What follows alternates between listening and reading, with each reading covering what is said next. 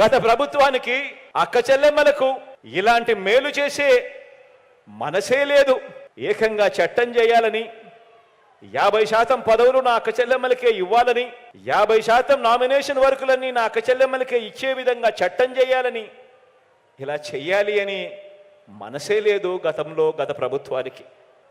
చరిత్రలో తొలిసారిగా, గతంలో ఎప్పుడూ కూడా చూడనట్టుగా చదివించే తల్లులకు ప్రోత్సాహకరంగా కేవలం మీ పిల్లలను మీరు బడుకు పంపిస్తే చాలు, ఆ పిల్లలకు మంచి మేనమామగా అమ్మఒడి అనే పథకం తీసుకువచ్చి ప్రతి ఏటా 15,000 రూపాయలు ఇస్తూ ఆ అక్క చెల్లెమ్మలకు అండగా నిలబడిన ప్రభుత్వం దేశంలోనే ఎక్కడా లేదు, రాష్ట్రంలో ఎప్పుడూ కూడా గతంలో చూసింది లేదు.